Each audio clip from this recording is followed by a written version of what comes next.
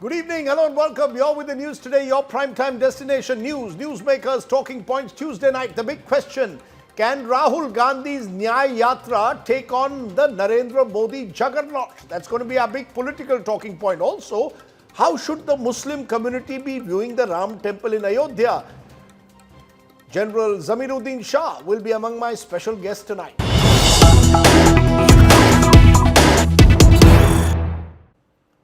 But the big story that's breaking this evening, Karpoori Thakur, the mascot of OBC reservations, a forerunner to the Mandal report, former Bihar Chief Minister, has been awarded the Bharat Ratna posthumously in his centenary year.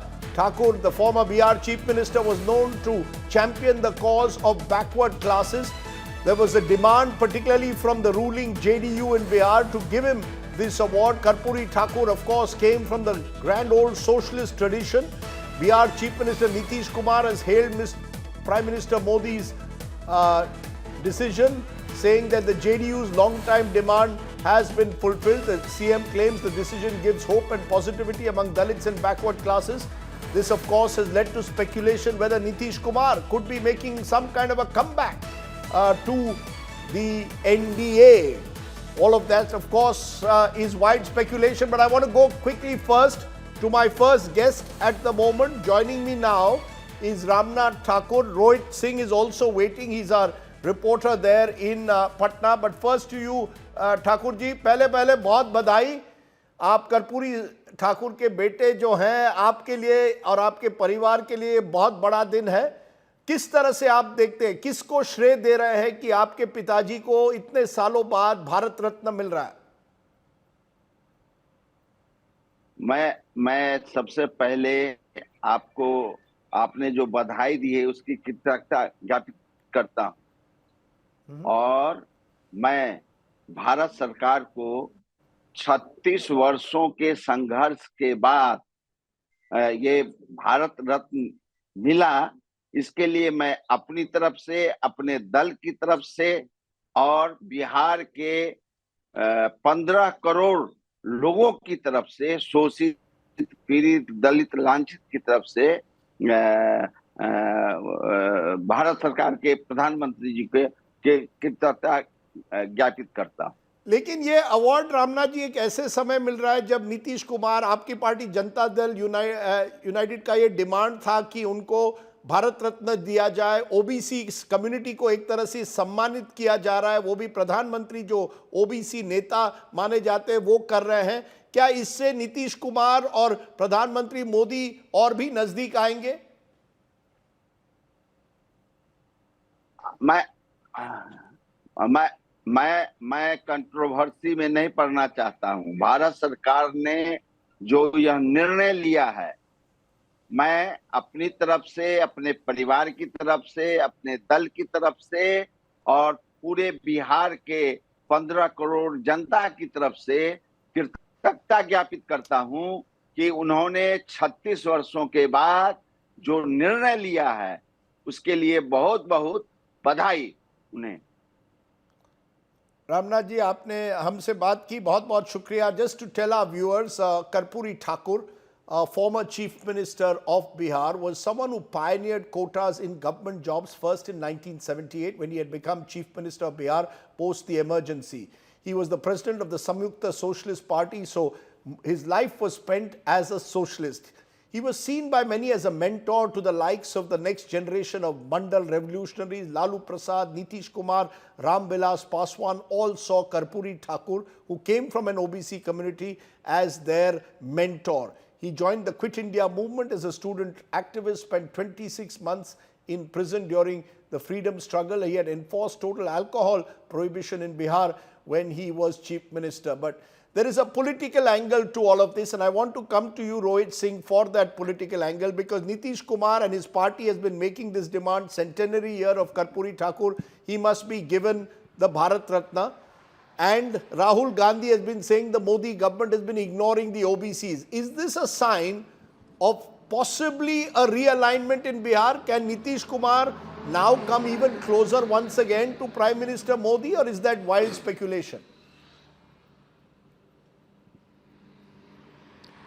Well, Rajdeep, you are right. That's tomorrow is the centenary celebration of former Bihar Chief Minister Karpoori Thakur. But obviously, it's election year. Just about 100 days from now is elections, and obviously, any decision that is being taken at this point of time will be viewed from the political prism, and that is what is happening. And there are speculations that are going on for the last few weeks about Nitish Kumar's possible return to the NDA, and that is not without any reason. Because remember, just a few days back, the Union Home Minister Amit Shah had also softened his stand as far as Nitish Kumar's return to NDA is concerned, and he says that if any proposal comes from that side, he will think on that issue.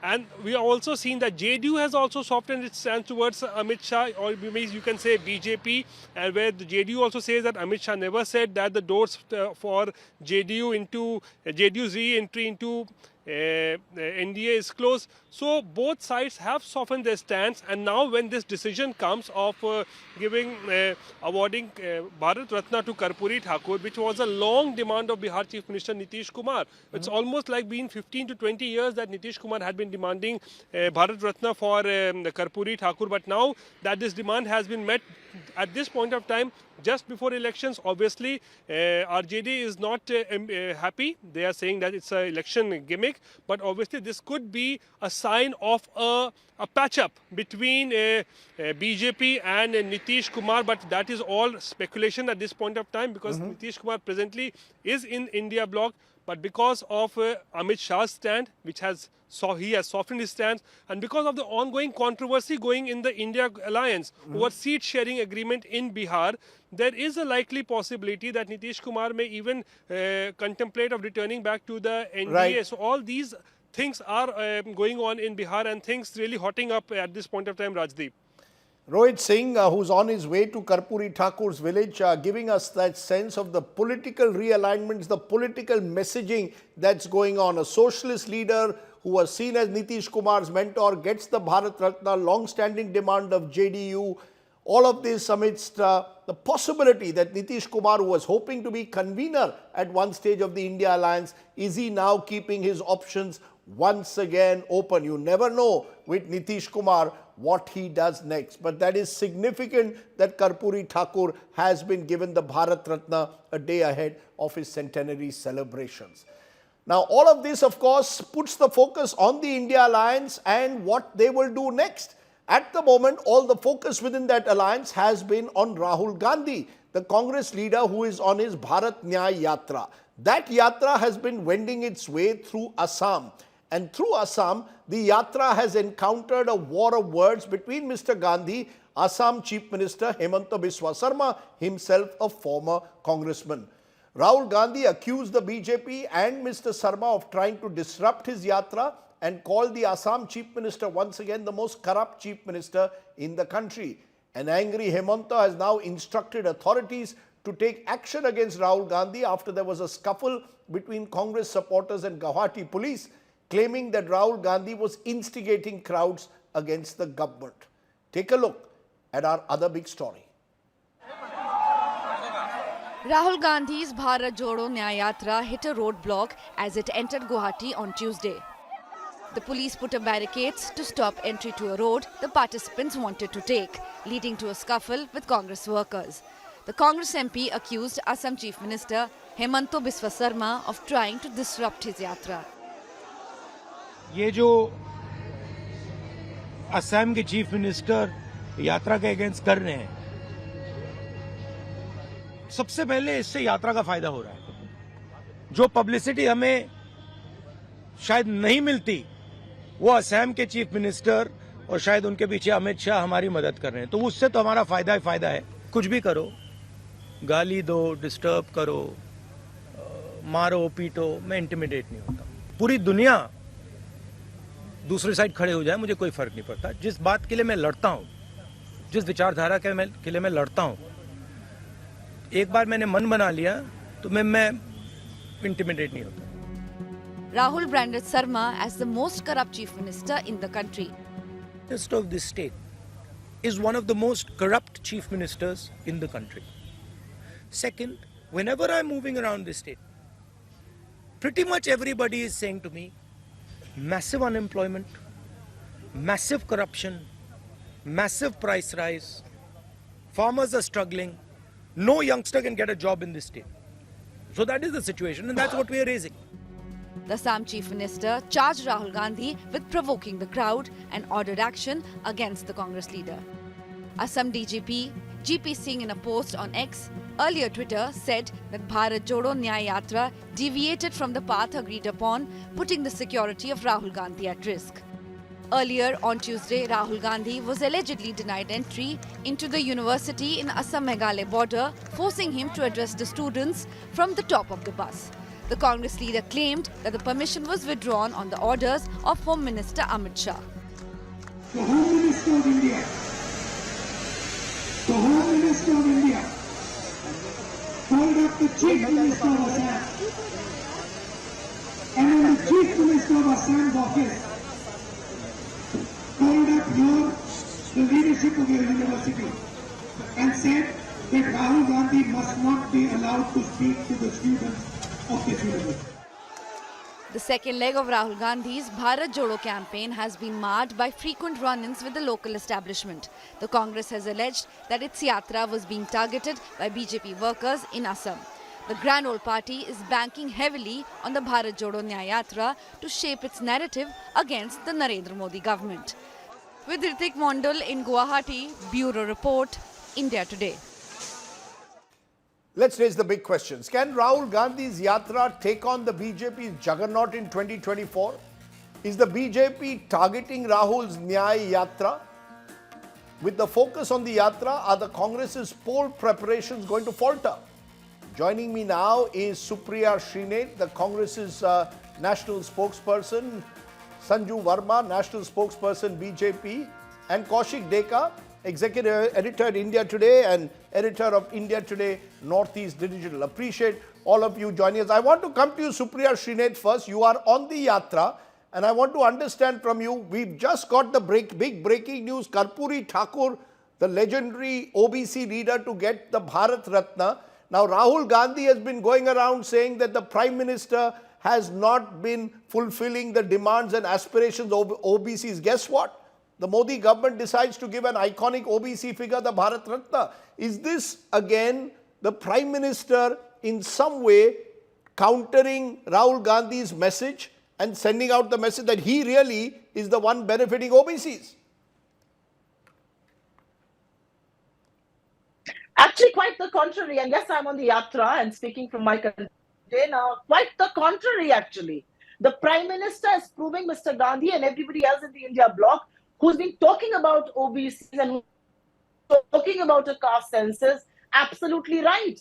The Prime Minister has been Prime Minister for 10 long years. The reality is that whether it's Mr. Gandhi or whether it's Mr. Nitish Kumar or Lalu Prasad Yadav ji or several other people in the India bloc, we have been talking about the caste census and we have been consistently demanding one. We have even been talking about expansion of reservations. The demand for Mr. Thakur, and I'm very glad this is happening, has been made from time immemorial. 2017, Lalu ji made it, 2022, Tejasvi ji made it, 2023, Nitish ji made it, and has been very consistent with it. So if anything, I think the BJP is rattled. The BJP realizes that there is a lot of cementing of forces that's happening. The BJP also realizes that the OBCs that they have taken for a ride are not with them. This is a political gimmick. I am very glad that the Bharat Ratna is given. He definitely deserves it. But this is a political gimmick and people will see You're through calling it. it a political... No, 1 minute, ma'am. You're calling... Just a minute. You're calling it a political gimmick, but the Bihar Chief Minister Nitish Kumar has welcomed it. Does this mean in a way that this could deepen the fissures within the India alliance? I'm also welcoming it. No. Rajdeep, you and your ilk is very trigger happy to somehow keep talking about some fictitious deepening fissures in the India bloc. The reality is that the India bloc stands together. We are united in our demand as far as the caste census is concerned. We are united in our demand as far as Nyay, justice for people in this country is concerned. And even today, when Rahul Gandhi ji spoke about the 5 Nyayas, the 5 justices, he speaks about Bhagidari, which is exactly for the people that Karpoori Thakur represented. He speaks about Yuva, he speaks about Nari, about Kisan, and about Shamik. I just want to take a very brief point and then, of course, you can go forward. The reality is, in 2024, when Shri Thakur is being awarded with the Bharat Ratna, 2 months, barely 2 months ahead of general elections, The Modi government is not just rattled because the OBC is turning against them, they are rattled with the fact, and this is the reality, that we are exposing what they are doing on the ground. 90 secretaries in the government of India, and why are only 3 from the OBC community? First, get more people to represent the OBCs in positions of authority and power, and then try and be their messiah. You cannot, because you did zilch for that community in the last 10 odd years that you've been Prime Minister. I am very glad that our pressure has worked and the Prime Minister is cracking under it. It's interesting. You're saying that therefore the government is responding to an agenda set by the Congress and Rahul Gandhi demanding greater empowerment and for the OBCs. That's why Karpoori Thakur just before the elections is being given the Bharat Ratna. Sanju Verma, your first response. Rahul Gandhi has been calling for greater OBC representation, political representation at all levels, including in the bureaucracy. Lo and behold, what does the Modi government do? Give a diehard socialist like Karpoori Thakur the Bharat Ratna. Is this a move in a way to counter Rahul Gandhi's OBC messaging? You know, Rajdeep, I absolutely endorse what the Modi government has done by way of giving Bharat Ratna to Karpoori Thakur. And for those who keep saying BJP is rattled, BJP is rattled, BJP dar gayi, you know, let me just give them a reality check, especially the Congress panelists. The Modi government bestowed on Mulayam Singh Yadav the Padma Vibhushan. It is the same Modi government who gave the Bharat Ratna to Bhupen Hazarika. It is the same Modi government which gave the Bharat Ratna to Pranab Mukherjee. It is the same Modi government which in 2017 bestowed the Padma Vibhushan to Sharad Pawar despite ideological differences. So my limited point is this. When an award is given, the Modi government looks at the larger picture. It does not miss the woods for the trees. It does not spite the face to simply hit back at the nose, which is what the Congress's failed strategy has been all about. And I want to also mention on a not so lighter note, you know, वो कहते हैं Baba Saheb Ambedkar, Shyama Prasad Mukherjee, Jayaprakash Narayan, Karpoori Thakur, BP मंडल, के कामराज, देवराज उर्स, अर्जुन सिंह, राजेश पायलट, ऐसा कोई है नहीं जिसे कांग्रेस ने ठगा नहीं. We are all aware, Rajdeep, that be it the Chandrasekhar government, be it the I.K. Gujral government, be it the Deve Gowda government, you know, these all governments came crashing down because Congress was always the Achilles heel in any alliance. Now the limited point about what has the Congress done for OBCs and what has the BJP done for OBCs. I will just take 30 seconds and tell you this. Because I always believe that hard numbers don't lie. I don't come here on your debate. 30 seconds, 30 seconds. Please restrict yourself to 30 seconds, ma'am. I waited for 3 minutes. The Congress spokesperson spoke for 3 minutes. Please don't lecture me. I know what to speak and how much to speak. Thank you, Rajdeep Sardesai. Now let me tell you this. 36% of the Modi government cabinet comes from the OBC community. 37% of all BJP MLAs are OBCs. 40% of all our MLCs are OBCs. Who gave constitutional status to the National Commission for Backward Classes? It is the Modi government. Who decided that 27% reservation to OBCs and 10% to EWS class will be given in the MBBS and PG seats? It is the Modi government. Who raised the number of MBBS seats by 54% to 86,000 plus? The Modi government. And who undertook a caste census in 2011? It was the Congress party.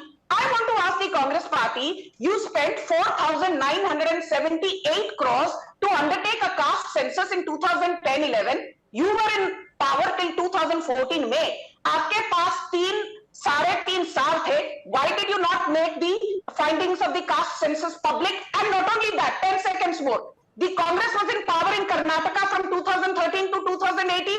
They undertook a caste census at a cost of 556 crores in Karnataka. Why did you not make public the findings of the caste census in Karnataka? Okay, you made your point, producer. Your time is up. Your time is up. I gave you time. I got equal time. Please, producer, now Supriya Shineth respond. There are hard facts which Sanju Verma has given, and many of them are uncontrovertible. The fact that the BJP has a substantial proportion of its MPs who are OBCs, the Prime Minister is an OBC.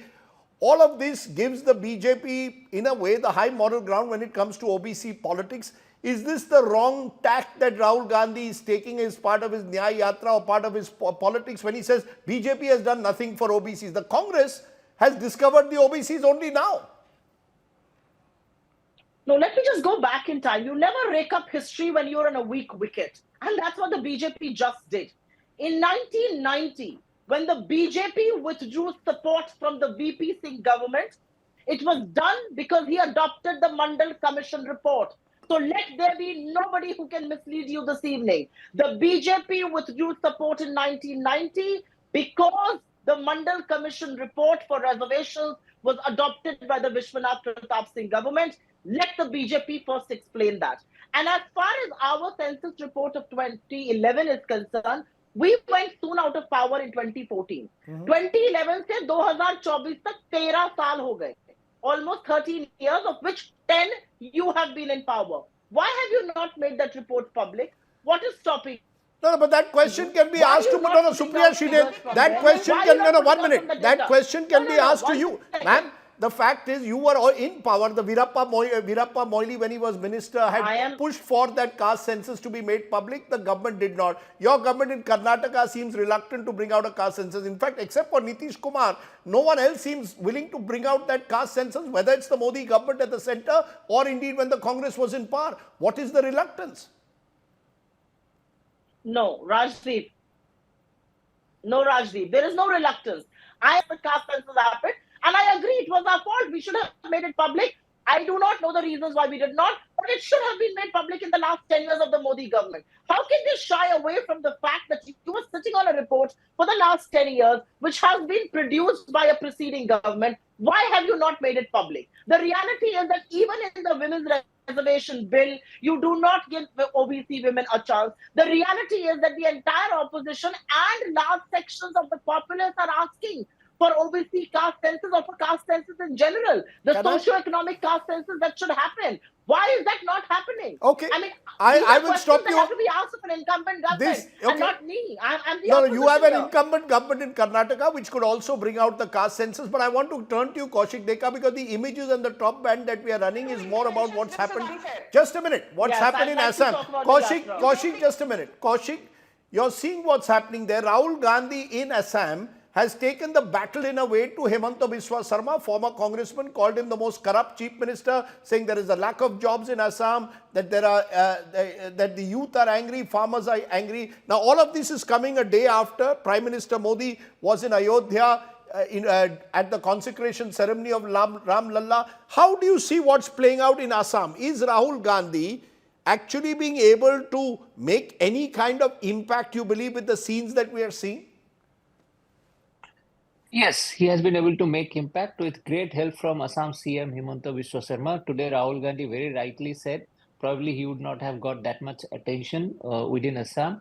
But the day he entered Assam on January 18th, since that very day, there have been conflicts between the Congress workers, Congress Bharat Joro Nyay Yatra volunteers and BJP workers. And of course, this conflict is political. If you watch the language, if you hear what Dr. Sarma, the CM, is saying and what Rahul Gandhi has been saying, it's a competition to label each other as the most corrupt. If Rahul Gandhi is saying Himanta Biswa Sarma is the most corrupt CM in the country, Himanta Biswa Sarma is saying that Rahul Gandhi, or the Gandhi family, is the most corrupt family in the country. Is it very personal, Kaushik? You know, is it very personal because of the manner in which Hemanta left the Congress? Has this become a very personal battle there? No, yes, you know the history between Rahul Gandhi and Himanta Biswa Sarma, and ever since he left the Congress, Himanta Biswa Sarma has been targeting Rahul Gandhi. If you look at in the past, people, generally politicians, didn't say such nasty thing about Rahul Gandhi or Gandhi family. You can say that in a way Himanta Biswa Sarma started that trend, starting from that Piddi story. But here, what became even more personal is that in a meeting in Majuli, Rahul Gandhi said that Himanta Biswa Sarma's family is involved in corruption. And then he said even the children are involved in corruption. And that triggered this next round of what we are seeing just now. So it's continuing. It's definitely an ideological battle. Of course, it's also to showcase that Rahul Gandhi's Yatra doesn't have much impact in Assam. The Himanta Biswa and BJP, they have to show that. But at the same time, it's getting personal also. So Can I just stop you for a moment, Kaushik, when you say it's personal and you're saying because of what Himanta Biswa Sarma has done, it's actually getting more traction. Sanju Verma, you heard what Kaushik Deka said. Somewhere is the BJP giving Rahul Gandhi perhaps more attention by the manner in which your supporters on the ground or here the Chief Minister are responding to him. If Rahul Gandhi is so insignificant, why not ignore him? Why not just ignore him? Why this attempt constantly to pitch yourself and sort of target Rahul Gandhi almost on a daily basis? You know, Rajdeep, you gave two lengthy interjections to the Congress. Now, I have a couple of points to make. I will answer your question, which is a very valid one. First and foremost, you know, why give relevance to Rahul Gandhi? Are you telling me that Rahul Gandhi can make an incendiary invocation, make incendiary speeches, but the Chief Minister, who's also the de facto Home Minister of Assam, Himanta Biswa Sarma in this case, he has no authority to contain Rahul Gandhi? Under the 7th schedule of the Constitution, last I heard, and I'm not wrong if my memory serves me right, law and order is a state subject. Himanta Biswa Sarma is absolutely well within his rights to ensure that law and order prevails. And if that means that Rahul Gandhi is not given permission to visit a certain temple, so be it. Point number one. Point number two, this entire narrative, अरे BJP तो इस बार north east से पूरी तरह wipe out हो जाएगी. Do you know? Last time the Bharat Jodo Yatra that Rahul Gandhi had, immediately after that, you had elections in 3 northeastern states. You had elections in Tripura, in Nagaland, and in Meghalaya. And what happened? The Congress was chest thumping. Is baar dekhna, Tripura mein to Congress jeetegi. Congress was reduced to a measly 3 seats. The BJP won a thumping 32 seats. Again in Meghalaya, the Congress's tally fell from 21 to just 5 seats. And the BJP's alliance partner, NPP, is in power there.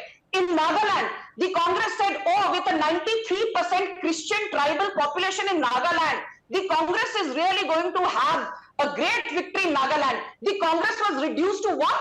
Its tally is 0 seats in Nagaland. Again, there the NDPP, the BJP's alliance partner, is in power. I want to say one thing to you, Rajdeep. Now, please listen to me very carefully. No, don't. 30 seconds. Please listen to me. Please listen to me. Himanta Biswa Sarma is very corrupt. Go and file a habeas corpus petition in the Supreme Court, Rahul Gandhi. I challenge you, stop peddling victimhood, because victimhood is not going to buy you votes. Point number one. Point number two, Himanta Biswa Sarma, you say, is corrupt. After Rahul Gandhi, you are out on bail in the National Herald scam. I did not interrupt this Battamiz lady. No, ma'am, that's it. No personal. I am now determined not to allow personal attack. I am giving equal time. I gave you 30 seconds, you made your point. Ma'am, nobody's heckling you and you have no, ma'am. So can I finish? Can you please? I will give you 15 seconds. You cannot say 30 seconds and take 3 minutes. I'll give you 30 seconds exactly by the clock. Tell me your last point. My last point is this. Who's accusing Himanta Biswa Sarma of corruption? Rahul Gandhi out on bail in the National Herald scam. Sonia Gandhi out on bail in the National Herald scam. Dheeraj Sahu, 3-time Rajya Sabha MP from the Congress, accused of amassing 353 crores. And Jairam Ramesh says, अरे हम तो जानते ही नहीं धीरज साहू कौन है, सब चंगा सी. P. Chidambaram out on bail in the INX media scam. अपने गिरेबान में झांकिए. बदतमीज औरत.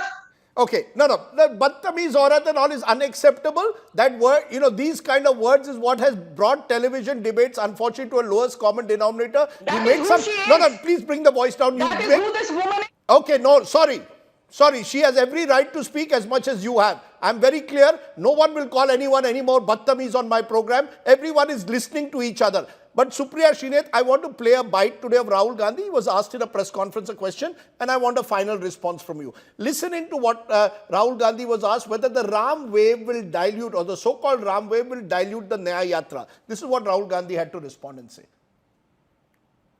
ऐसी कोई बात नहीं है कि लहर है, ऐसी कोई बात नहीं है. मैंने आपको उस दिन भी बताया, ये बीजेपी का एक पॉलिटिकल प्रोग्राम है. इसमें उन्होंने नरेंद्र मोदी जी ने वहाँ पे मतलब पूरा फंक्शन किया, शो किया, वो सब ठीक है, अच्छी बात है. मगर हमारी क्लैरिटी है, हमारा क्या प्रोग्राम है, हमने आपसे बोला पांच न्याय देश को मजबूत बनाने के लिए, ये हमारा प्लान है और ये हम आपके सामने रखेंगे.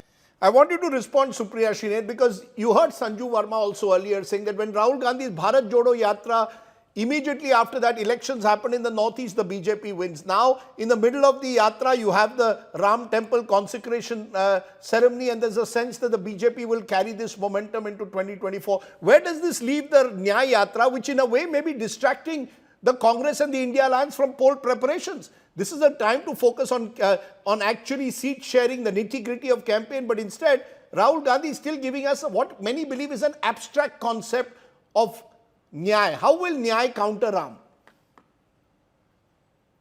3 minutes 45 seconds is how much the BJP blabbered. It's my turn to speak. Thank you very much, Rajdeep. I will answer each question that you raised. Let's talk about the Northeast elections. Let's talk about Meghalaya for once. Mr. JP Nadda, Mr. Amit Shah on record said, we will order a Supreme Court judge-monitored inquiry against Conrad Sangma for the corruption that he has indulged in. The election was over and in no time they were back in bed together. That's the reality of the BJP. The BJP wants to talk about the Northeast. Let's talk about the Northeast. Manipur has been in the throes of violence. People have been reported dead 48 hours back. It's been 8 months. 8,000 के 2 हवाई जहाज है Prime Minister के पास. He has not had 8 minutes in his diary to come and visit Manipur. But where is the anger palpitating? It's palpitating all across Northeast. How will you combat Ram with Nyay? How will you combat Ram with Nyay? That was my question. I am talking. Don't interfere, please. No, ma'am. Let's not be rude. You're also. I will first finish talking what I'm saying. I don't appreciate rudeness to anyone, ma'am. Why are you saying that? I'm asking you a question. I am not. I will answer your question once I've said my statement. 3 minutes 45 seconds is what you gave the BJP. Give me half of that time. I just need half. I don't need to blabber too much. Mizoram elections just got over. BJP's vote share has halved. The Prime Minister of this country doesn't have the moral or the mental courage to enter Manipur. The reality is that Hemanta Biswa Sarma is the most corrupt Chief Minister of this country. He's a loudmouth who believes that Shudras should only serve the upper caste. He has said this in his own tweet, in his own statement, something that he later had to apologize for. The reality also is on a day when the Ram Temple inauguration was happening, Shri Shankar Dev is a great saint of this region. Rahul Gandhi wanted to go to the Bardava Shankar Dev Khan just to pay his homage. The BJP did not allow him to go. The BJP instead let Gaurav Gogoi and a local MLA go. There was no crowd there. He could have well have gone. Why was he denied entry? Why was he denied the permission to do a program at the USTM University? Guess what? They did not allow Rahul Gandhi to go there while we were crossing. The entire university came on the roads. Bajrang Dal and JP Nadda's programs could go on. Their rallies could happen on the road that was barred for us. And I'm very glad we broke those barricades. But then we chose to follow law and order. Listen, the police have went to the assigned road, but we wanted to prove to the Chief Minister of Assam. How will you counter Ram with Nyay? 30 seconds. 30 seconds. How will you counter Ram with Nyay? Very simply, we don't have to counter Ram. We have to endorse Ram. We have to endorse Ram Raj, and which is why the 5 pillars of Nyay, Yuva Nyay, Bhagidari Nyay, Nari Nyay, Kisan Nyay, and Shramik Nyay. That's the Nyay this country needs. For the last 10 years, all of these 5 categories, whether it's the deprived, whether it's women, the youth, have all been deprived of their rights, and which is why we stand for them. We will give them the rights. We will ensure justice is done. And that's Ram Rajya. That's endorsing Ram. Let me leave it there. I've heard from Supriya Shrinet, Sanju Verma. I'm sorry, Kaushik, we couldn't get you back again to give us how this will actually play out on Assam, but we will keep coming back and discussing these various issues. But I appreciate my guests joining us on the show tonight. Bulldozer action took place in Mumbai's Mira Road. The demolition was carried under heavy police bandobast. This comes 2 days after a procession to celebrate the Ram Mandir Pran Pratishtha got into scuffles with the local Muslim community there. Clashes erupted on Sunday evening after there was alleged stone pelting on the procession. Muslim groups claimed that Jai Shri Ram slogans were uttered in front of shops and shops were being forced to shut their doors. The municipal authorities today demolished illegal structures and sheds in the same area.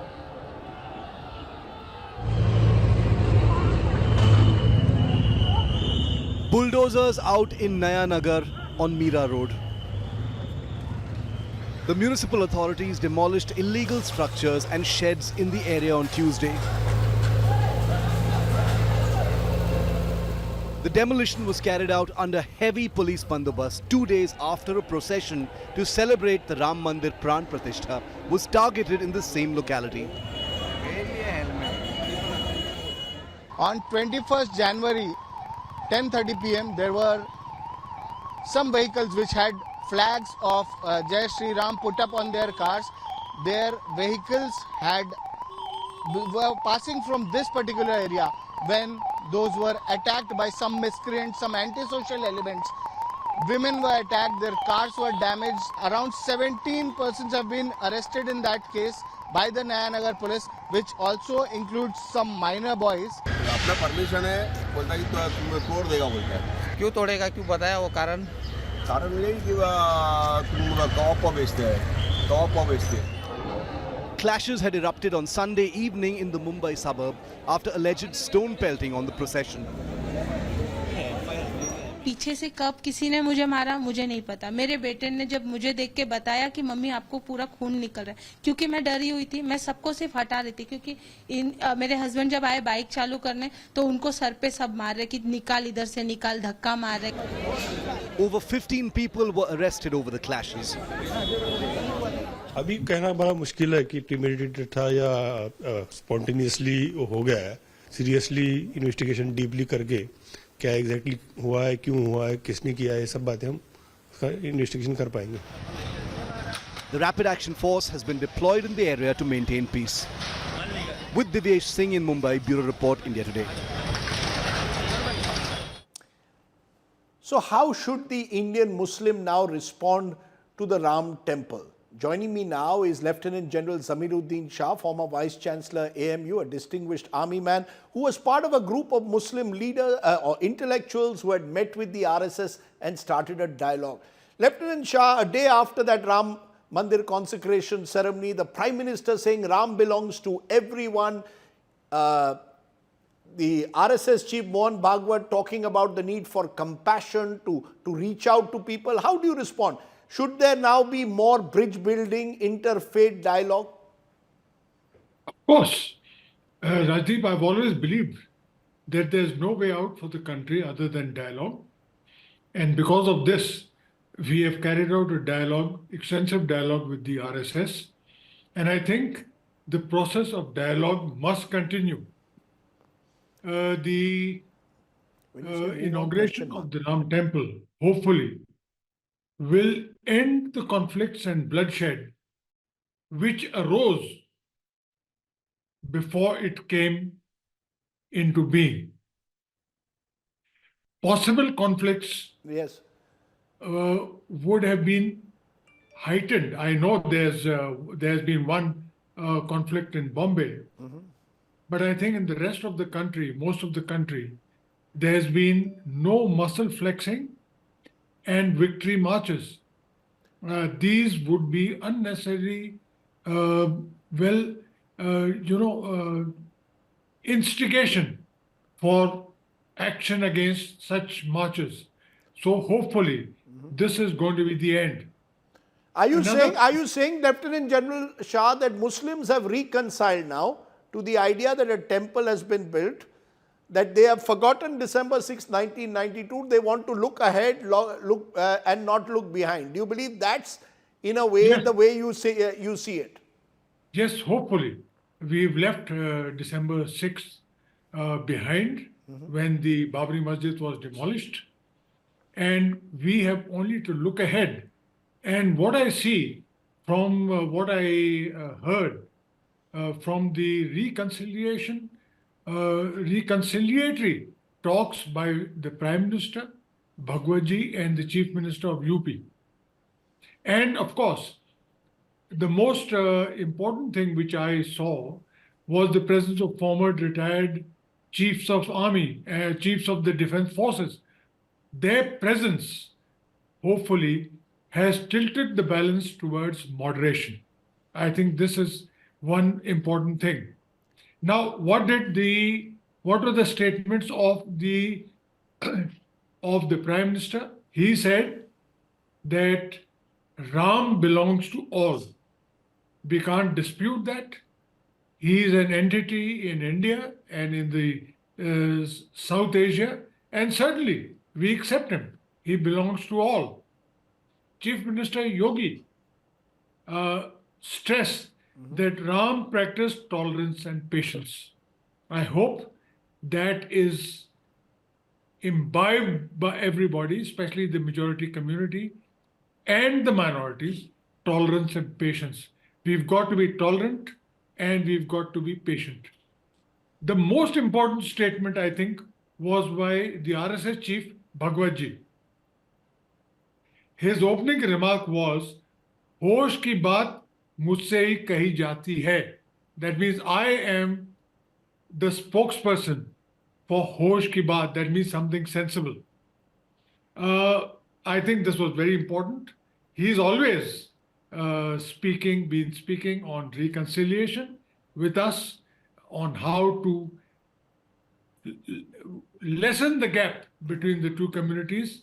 And he also stressed that this should be the end of quarrels on small disputes. Now I see that this inauguration of the Ram temple will kickstart the process of reconciliation, end of animosity, and end of fights between the Muslims and the Hindus. I think that is the sole importance of the inauguration of the temple. But you see, that's one part of it, General. The other part is, of course, there are those who are calling for now Mathura to be reclaimed, for Kashi, both are there in the courts. On the ground, you have still those hotheads, if you want to call them that, who still will typecast, demonize Muslims. You've had a chief minister of a state saying that Mia traders are responsible for vegetable prices. I'm referring to the Assam chief minister. You have bulldozers that are used, often short-circuiting the law. So the gap between the fine words in Ayodhya and the reality on the ground, who's going to bridge that? Who needs to make the next move? That's my question. Is it the Muslim community who needs to make the next move, or those in powerful positions within the government? I think it is the majority community which has to make the move. The Muslims have accepted the Supreme Court ruling and they have full faith in the laws of the country. The laws are very clear as to what is to happen to places of worship. However, if these go to the court, I think the Muslim community will again be in a position to abide by whatever the rulings of the courts are, but they have full faith that the Places of Worship Act will be honored. That is one of the pillars on which the Muslim community is hoping, and we are very, very certain that the law of the land will rule. It will not mobs. And I would say that there are two people who can put an end to this conflict. One is the words of the Prime Minister. He is all powerful in the country. The very fact that a person who inaugurated the Ram temple has put paid to the caste system. There's no caste now. Anybody can inaugurate the temple. We all know that the caste the Prime Minister belongs to. The second is the RSS chief, Mohan Bhagwat. We have full faith that he is a man who is in for reconciliation. He's told us that many times. This is what we are banking on. The Prime Minister. But will the message reach the hotheads on the ground? You saw what can happen. A small incident can spark off clashes. So it's one thing for the prime, they may well have fine words. Will that message reach down? And how will Muslim groups on the ground also respond? There are Muslims also who feel a sense of insecurity, anxiety, and possibly retaliate in their own way.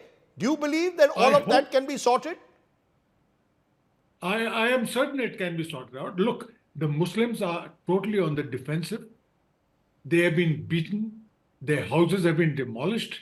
and they are not looking for further trouble. They just want a peaceful atmosphere where they can pursue their work for a living. I am certain that Muslim hotheads are a minuscule amount of people, and I am also certain that the RSS has got a very, very important task in this. With Bhagwat Ji, if he gives the instructions to his cadres, and there are hundreds of them in every village, in every town. Okay. Those words hopefully will be listened to. Okay, on that hopeful note, General Zamiruddin Shah, your hope that the RSS message of reconciliation of Bhagwat Ji will actually reach out to those on the ground across both communities. Thank you very much for joining me here on the news today. Let's turn to tonight's Get Real India story. It comes from Madhya Pradesh, where 2 people were brutally thrashed in Umaria district for allegedly overtaking the sub-divisional magistrate's vehicle. The video has gone viral on social media, triggering even more outrage. An FIR has been registered against the STM and his driver. Here's a detailed report on, once again, VVIPs getting out of hand.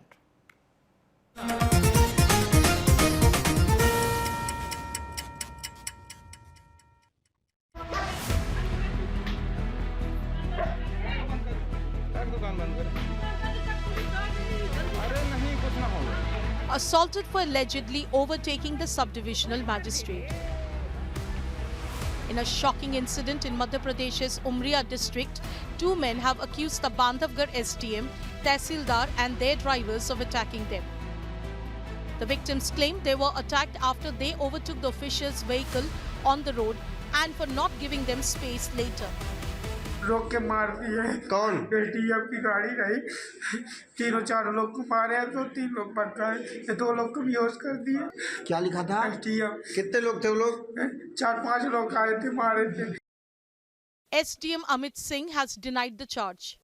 जब हम वहाँ पहुँची तो गाड़ी हमने जब रोक के देखा तो कुछ उनके साथ मारपीट जैसी कुछ घटनाएं हो चुकी थी। उसी समय तत्काल में पुलिस बल भी उपलब्ध हो गया था और वो उनको लेके हुए तत्काल में यहाँ पे आया।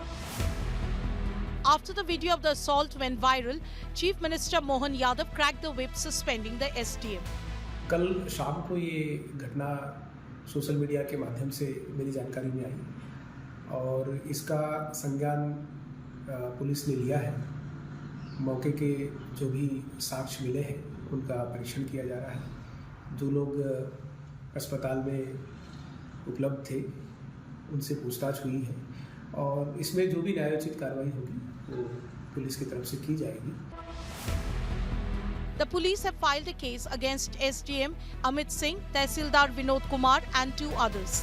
SDM बांधवगढ़ और तहसीलदार श्री विनोद कुमार, फिर उनके सहायक संदीप और उनके ड्राइवर नरेंद्र, इन 4 व्यक्तियों के खिलाफ FIR दर्ज हुई है उमरिया थाने में, जो मैटर अभी विवेचनाधीन है।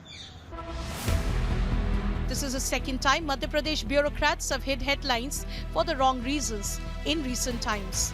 Chief Minister Yadav had earlier warned officials after a collector was caught on camera talking rudely at a meeting to resolve truckers' strike.